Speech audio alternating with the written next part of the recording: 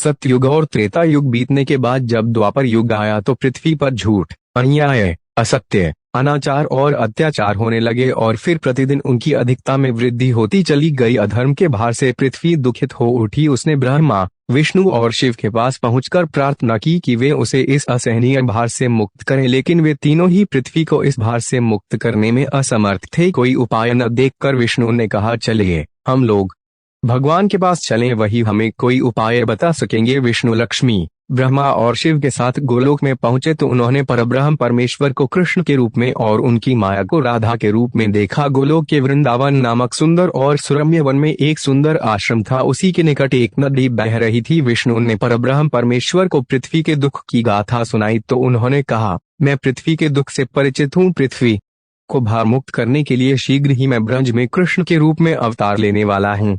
मैं वासुदेव की पत्नी देवकी के गर्भ से जन्म लूंगा और क्योंकि मैं अपनी माया से और मेरी माया मुझसे पृथक नहीं रह सकती, इसलिए मेरी माया राधा के रूप में बरसाने में वृषभानु गोप के घर में जन्म लेगी और उसके बाद मैं पृथ्वी को इस भार से मुक्ति दिलाने का प्रयास करूंगा। क्योंकि एक पापी का वध करना कठिन है, इसलिए मैं ऐसा उपाय करूंगा कि संसार के समस्त पापी स्वयं ही लड़ भिड़ कर पृथ्वी को भारहीन बना दें। आप लोग निश्चिंत होकर अपने अपने को पधारें और मेरे आदेशों को प्रतीक्षा कीजिए। विष्णु आदि देवताओं ने परमेश्वर को प्रणाम किया और अपने अपने लोक में आकर परम पिता के आदेश की प्रतीक्षा करने लगे।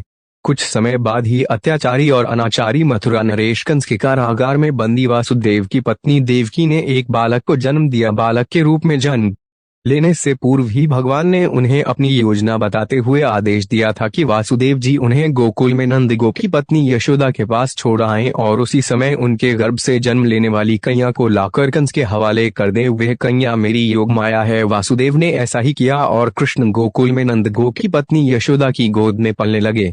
उसी समय उनकी माया ने भी राधा के रूप में बरसाने के वृषभानु गोप की पत्नी के गर्भ से जन्म लिया, जिसका नाम माता पिता ने बड़े चाव से राधा रख दिया। दो अलग अलग गांवों में रहते हुए भी राधा और कृष्ण बचपन से ही एक दूसरे को चाहने लगे थे। वन में गाय चराते हुए अक्सर राधा से कृष्ण की भेंट हो जाया करती थी। फिर जब वे दोनों बड़े हो गए तो जब भी रात की बेला में कृष्ण अपनी बांसुरी के स्वरों द्वारा अपनी प्रियतमा राधा को पुकारते, राधा अपनी सहेली गोप बालाओं के साथ कृष्ण के पास पहुंच जाती। राधा और कृष्ण का यह प्रेम दो किशोर लड़के लड़की का प्रेम था जो थोड़े से दिनों में ही पूरे ब्रज में चर्चित हो गया। नंद बाबा और यशोदा ने चाहा कि कृष्ण का विवाह राधा के साथ कर दिया जाए। उधर बरसाने में वृषभानु और उनकी पत्नी कलावती की भी यही इच्छा थी।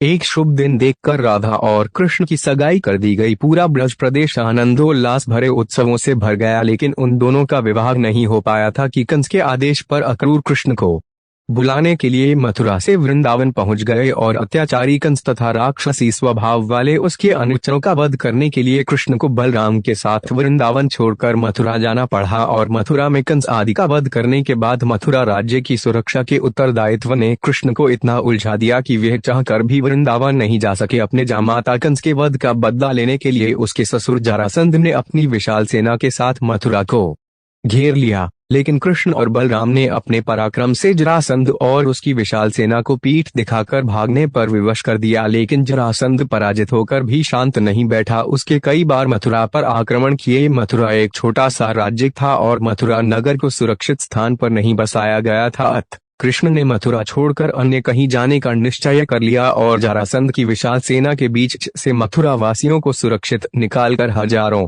योजन दूर भारतवर्ष के पश्चिमी सागर तट पर ले गए और द्वारका नगर की स्थापना करके एक शक्तिशाली यादव राज्य स्थापित कर दिया। अकबर के साथ मथुरा छोड़कर आने के बाद कृष्ण और राधा का मिलन फिर कभी नहीं हुआ, लेकिन वे आजीवन एक दूसरे को भूल नहीं पाए। वैभव संपन्न द्वारका में अनेक सुंदर पत्नियों का प्यार पाकर भी वे राधा के प्यार को नहीं भूल पाए और संसार आज भी राधा कृष्ण के प्रेम को एक आदर्श प्रेम के महान तथा अमर प्रतीक के रूप में याद करता है। उनकी मूर्तियां भारत के मंदिरों में नहीं, विदेशों में भी अनेक मंदिरों में ही प्रतिष्ठित हैं और लोग बड़े भक्ति भाव से उनकी पूजा आराधना